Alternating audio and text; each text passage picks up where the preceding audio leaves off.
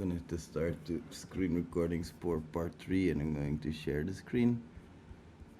Just wait for the other guy to join, and then we can continue as a last part. And that way we can organize like a little bit of a study session later as well. There's a few more points that I want to touch upon, and of course Discord is fucking being a nice little dick when I want to share my screen. Great, that's just great. You guys know what? You know what? Fuck this shit. What I'm going to do is, I have the recording here anyway. You can watch back the recording. For now, I'm just gonna give you the link, and you can follow along. I'll tell you on what slide we are, and then you can just follow along with me. We're currently at slide 8 at this point.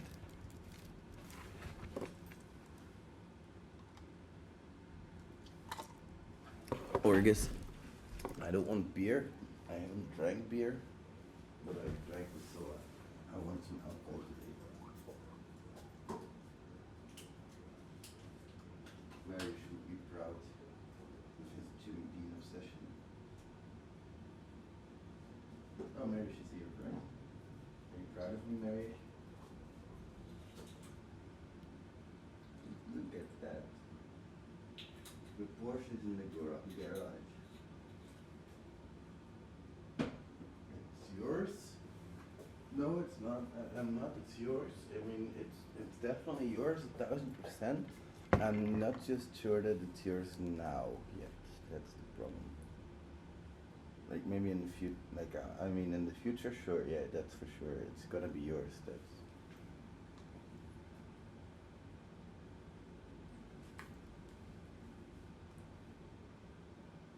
Oh, so you want an old Porsche? Okay, no problem.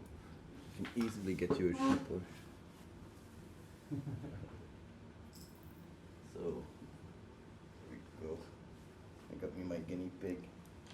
I got me my cuddle buddy.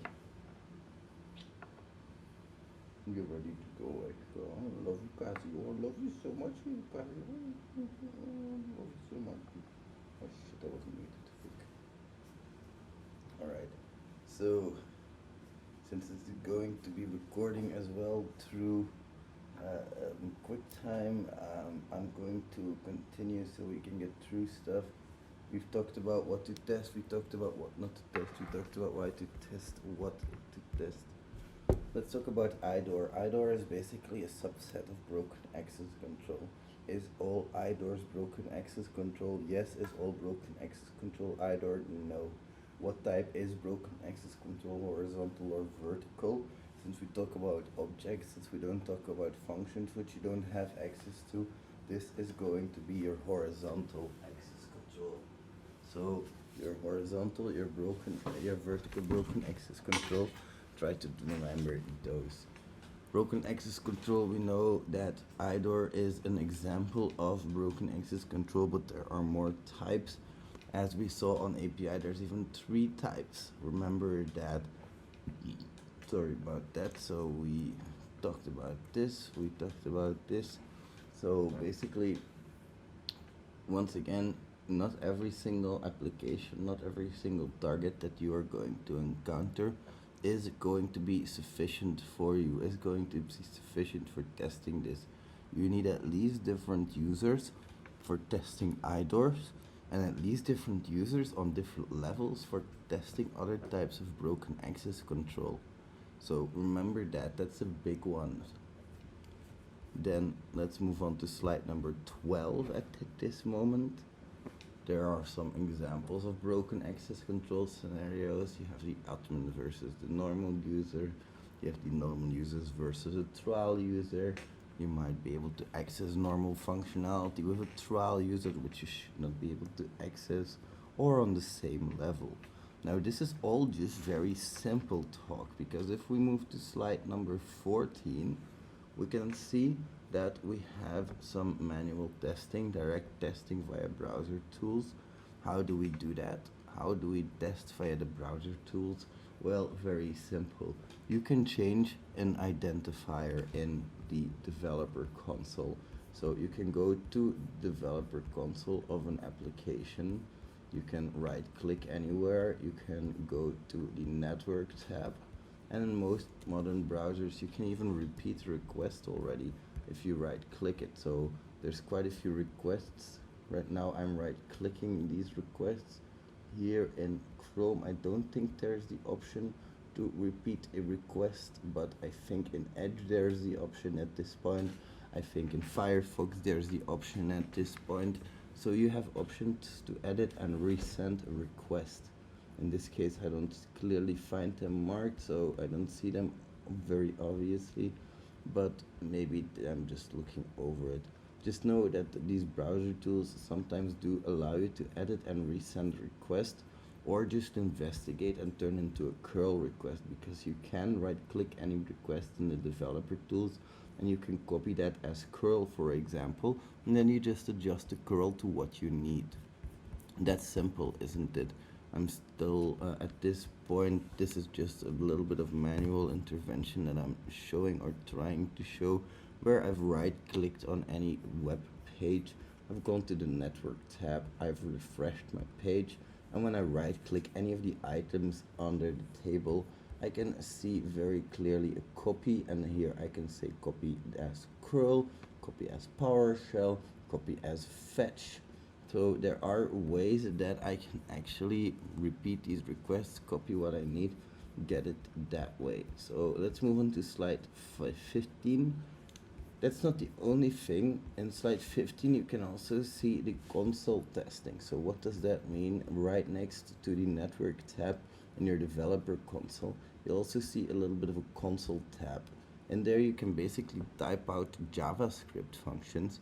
And if these JavaScript functions have to do with create, read, update, or delete of an object, that is very interesting for IDOR. So that is super interesting for people like us, of course. I don't have to draw a picture with that. You can also copy and paste URLs. You can log in with one user in Firefox, with another user in Chrome, and you can just copy the URL from Firefox to Chrome. You can enter it and you can see if it renders what needs to render. That is a way of testing. Of course, you need to make sure that the user doesn't have access to those access controls. So that's again on slide 15. And you need to, for this though, you need to log in as a high privileged user, copy that URL, and then paste it in the low privileged user's browser.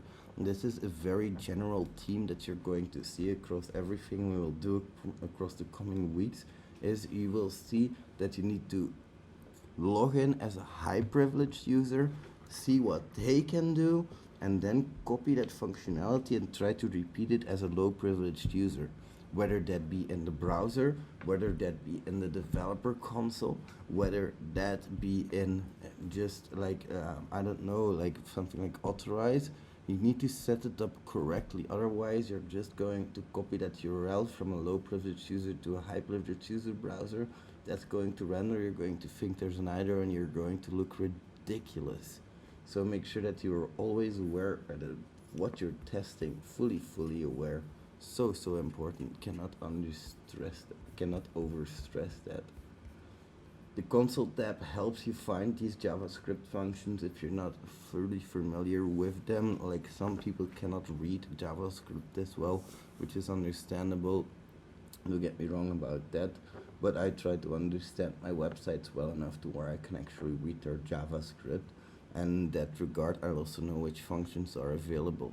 Sometimes I'm able to find even endpoints which are listed in these JavaScript files, or parameters which aren't touched upon by the application itself, and functions which aren't used by the application itself, for example, or which are used in some kind of obscure business function.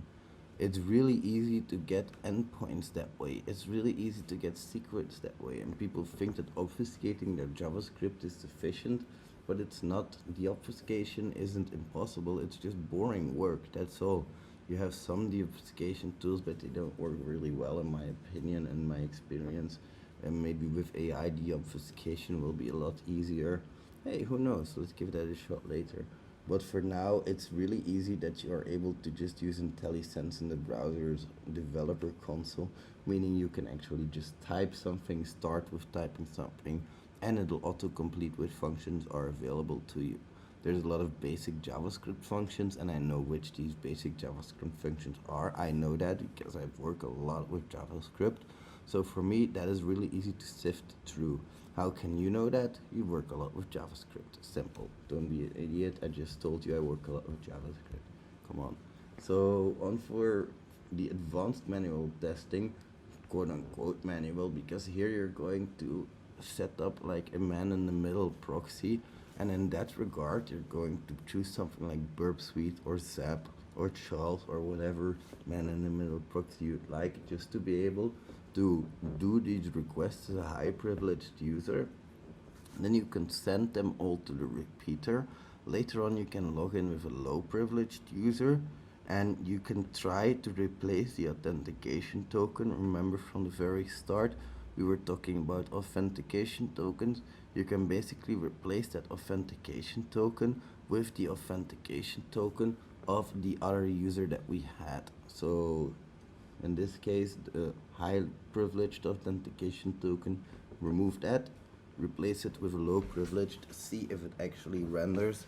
And in IDOR cases, in IDOR instances, you can just go through the application, you can open up these tabs in the repeater, you can go through them later, and you can replace them with another user that is on the same level as you, that has access to these objects.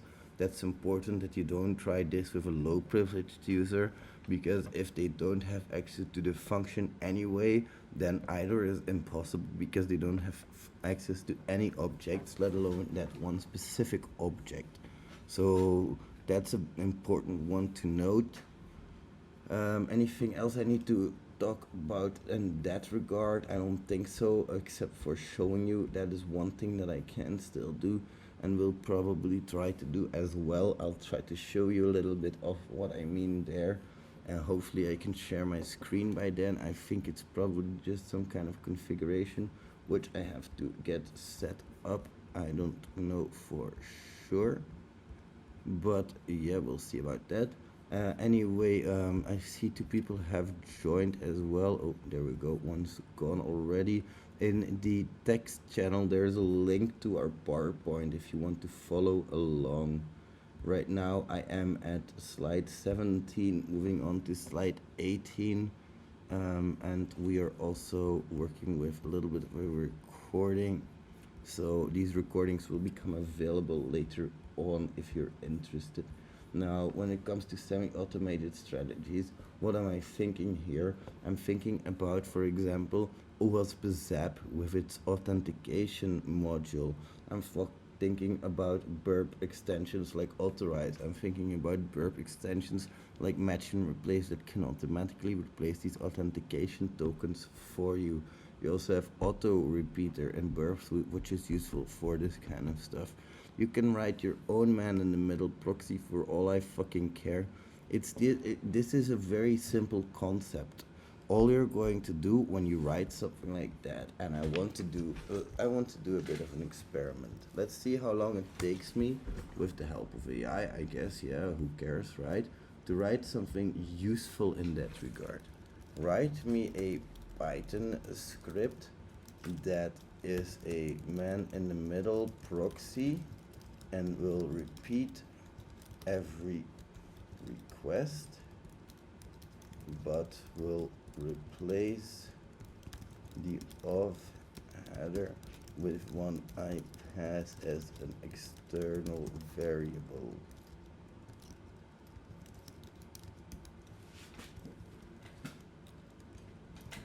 If the response is the exact same, aka if it renders,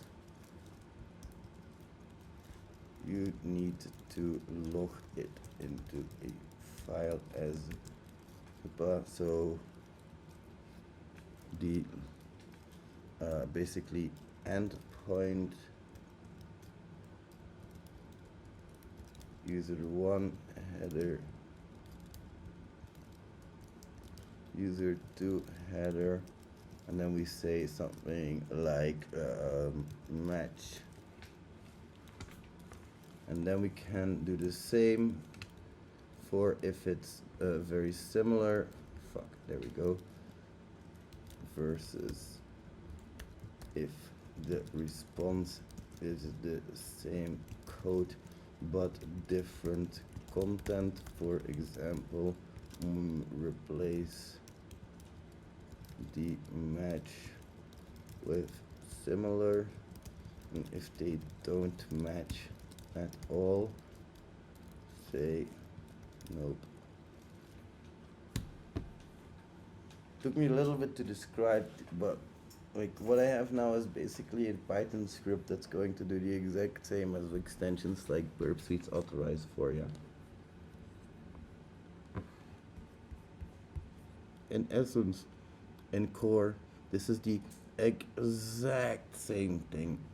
This is what authorize does. This is exactly what authorize does, and it may have a little bit more configuration, may have a little bit more options, but let's be fair. Who of us has ever used more than 2 options in authorize?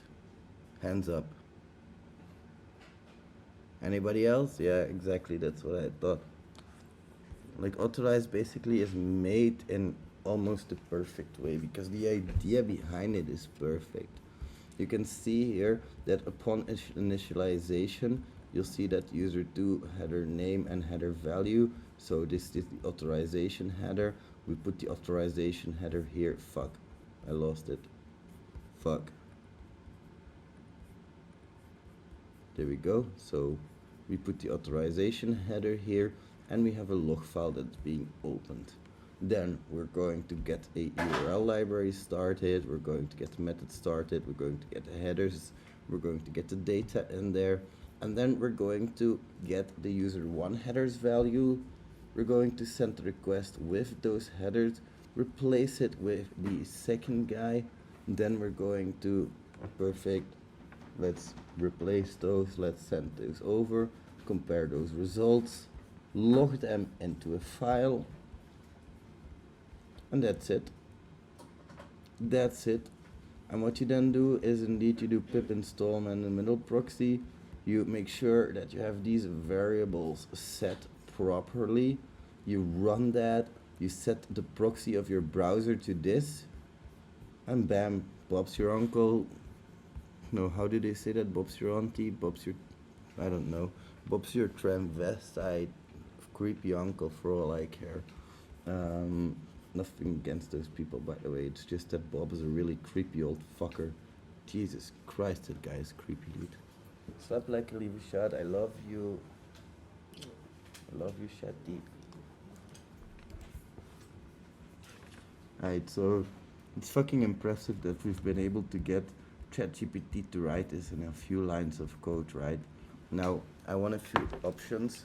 I want to be able to add a scope so it doesn't wander outside of scope, and I want to be able to add certain endpoints to not test in a separate config file. Anything else that we need to add, guys? Separate config file. Also, my students love pretty, oh fuck, I'm not able to show you guys this, right? So let me show you guys the script that it has created, because I think it's actually kind of fucking nice.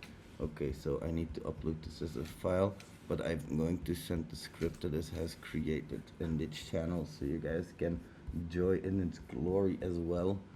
And basically, if you then download this script, if you install man in the middle proxy, if you then start that up, set your proxy properly, you're going to have something like authorize. And I'm going to now say also, my students love pretty colors, so please make a nice HTML report that gives a very clear pen test like vibe. Here we go. We already have more features than before. So Now it's creating a second script. This is with ChatGPT, guys. Anybody has access to ChatGPT free, and if you really think about what you're going to test, you can squeeze the ever living shit out of this thing. Like if I had this in my first message, all of my requirements properly, and I only have like 10 messages a day. I don't know how much the free version has, but if you only have a certain amount of messages per day, like the thing that has been written right now is fantastic, I'll tell you. I'll show you guys the script. Try it out for yourself. I promise there's no fucking virus in it. Orgus has removed all of the viruses from before, I think. No, seriously, there's no virus in there. You can just run this shit, and if you don't trust me, then just read the fucking code. It's open source. Come on, fuck's sake. Anyway, what this does well is it has a config file. Basically, it has a nice report as well. It's going to have a certain scope that we can set up. It's going to have certain excluded words that we don't want to go towards. This is a fantastic script, guys. It's really well done. You can have excluded endpoints, you can have certain scopes, you can set external variables, start the script, and you have a nice report file at the end. That's fantastic.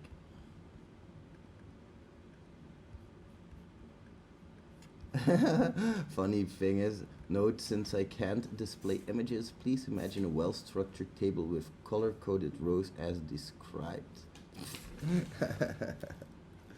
Please generate a sample HTML report for me. I love GPT Pro, by the way, guys. It's really worth it, especially if you're a bug bounty hunter, but only if you know what you're already doing.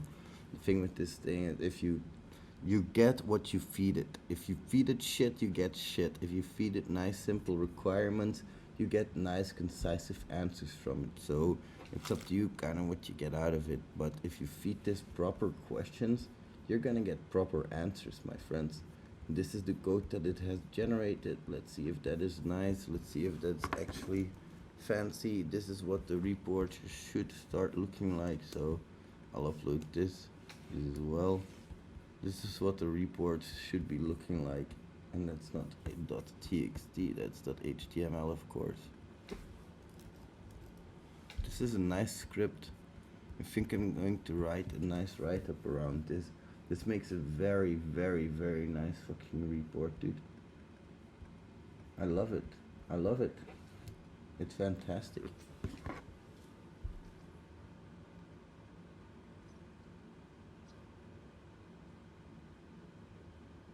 This is fucking great, dude. I need to save this script. Orgus? Orgus? I'm gonna save the second version of the script. Let's do it that way. Let's do it that way.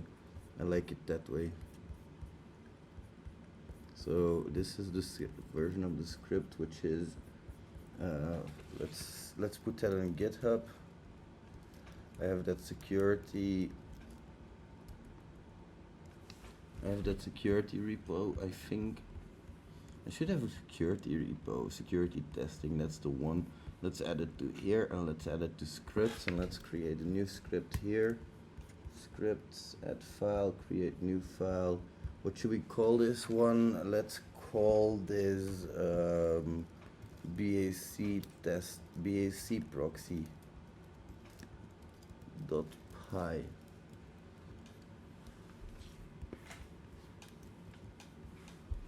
There we go. Now, as you might notice, this thing generates the man in the middle report when it's shutting down, which is fucking fantastic. I love this. I really do. I'm going to use this myself, I believe. Let's do that. Let's do that. Let's use this myself. Anyway, if you guys are interested in that script, I'm gonna link it here. It's the same script as I've linked before. Let's talk a little bit more about broken access control before I make everybody fall asleep here. So let's move on to slide 19, and I'll share that link once more so you guys are aware of where I'm going. The link to that will be shared here. There we go. In the text channel, slide 19. IDORs, we talk about objects. Objects, what do objects have? identifiers. That's how you can recognize an object. You need to be able to know what object you're talking to. An identifier can just be sequential, 1, 2, 3, 4, 5, 6. An object identifier can be a GUID. You know, those weird texts with like a dash in between. That's also a possibility. On slide 20, we talk about the differences once again between authorization and authentication. I've went pretty deep into that today already, I would say. And here's a little impressive one, 21. This is where to look for IDOR vulnerabilities. Because a lot of people look into parameters, that's fine, but how do you find the most amount of parameters? By being able to search the best. Like the thing is, you need to be able to be brute forcing, and you need to be able to do enumeration to find good parameters. Because you need to, for all of these pages, try at least a little bit of brute forcing, in my opinion. You need to find the right pages, and you need to find the right parameters for all of those pages. You need to be able to read JavaScript to find hidden parameters. You need to be able to use Google, and you need to be able to use GitHub to find hidden parameters. Headers and cookies are often hiding identifiers, which a lot of people don't even check for. And then you have file imports are often a way which inject direct object identifiers. Like for example, if I can edit products, but I can only edit my products, that's one thing. But like, how should I put this? If I can then import a file, and if that file contains an identifier of an already existing product that's mine, I will change my product. But since it's the machine that talks to a machine, I mean, it's a file that imports, so it's the import process that's going to do the updating. We're going to assume that authorization is already there because we're shitty developers. Well, there we go. You have yourself a pretty big issue on your hands. And this happened to me twice. Twice on a very simple file import. Why is that? Because those file imports were hidden. Like, not hidden, but you only found them if you looked really carefully through the documentation. They weren't linked on the website or anything. Those file imports were for if you had basically, how do I put this, if you had a lot of data when you want to get started, or if you're like an older customer who needed to update their data all at once. It was like a really hidden endpoint that was hardly ever used. But these endpoints contained 2 file uploads, which both were vulnerable, and these were 2 vulnerabilities in one. I was bummed out by the end by how many reports I had to write in terms of IDOR and broken access control, my dudes. And that is not an exaggeration. I was like, oh, another one, fuck's sake. I know I'm gonna get 250 euros for this, but I'm writing reports all fucking day long at this point. And I was really, because in like less than a month, I was in the top 20 of integrity. Now I very explicitly don't mention what my bug bounty profile is. Why is that? Because I don't want people to buy my courses based on who my bug bounty personality is. Like, I teach you how to hack, I can teach you how to do bug bounties, but I don't want you to judge based on how many things I'm currently finding or whatever. I've proven to everybody that I can do this. I've very clearly proven that. But I'm also at a certain point where I want to say, don't buy my course because I have a million bugs. You know what I mean? Buy my courses because you believe that my skill set can bring value to whatever you're trying to do. And I hope that I'm trying to also prove that here a little bit today, that whatever I do has value to whatever you are trying to achieve. The only problem is often application, because when you have this big, wide network of things you can hack, finding the thing to hack is often a fucking disaster. It is a true proper disaster. Finding a program you like is shit. So that is exactly why I'm going to give you guys recommendations on what programs to hack.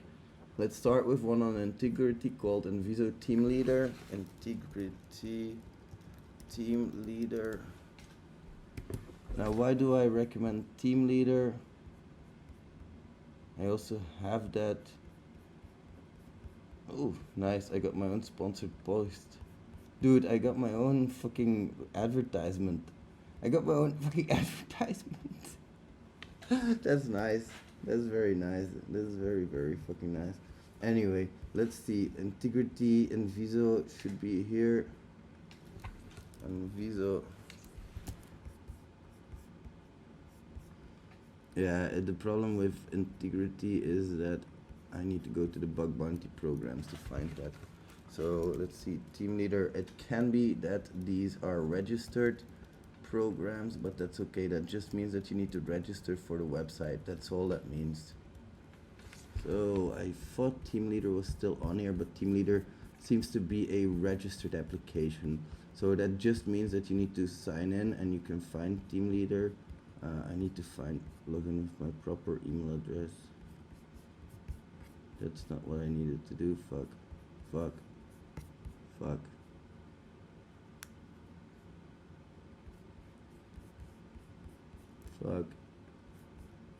Holy shit. How many invites is that? I have 131 invites. Fuck. So let's see here. So Mviso should still be up. Team leader. Fuck. Team leader closed. That's a shame. Let's talk about Mviso then, because I'm pretty sure that one's still up. I'll show you guys. There we go. So let's open that program and I'll link it as well for the guys in Discord. There we go, my friends. Now, what is Mviso? Mviso is a ticketing system. What does that mean? If you have a theme park, if you have a venue, whatever it can be, you can sell tickets through this. You have the resellers and you have the venues themselves. This means that you have different account types even before you get started. Within those account types, you will have different account types. You can have different venues that are connected to different resellers, and those resellers can sometimes access objects of those venues and sometimes not. There's an IDOR possibility there. You have different tenants. You can have even different locations of a chain. This is a massive application with a shit ton of different APIs and almost spot on documentation. So this is a great example of something you should be focusing on. Do you want an example of something you shouldn't be focusing on at all? Something that is shit to focus on? I'll give you guys something. Let's see here. Programs. I'll have to remove my filter. Here. Algemeen Dagblad. This is shit. Do not hack on this if you want to hack like we do with broken access control. You get to maybe log in. So maybe there's some kind of IDOR to be had here. But I can assure you that your attack surface on this is going to be 95% less than what it is on the previous one. And people say to me, they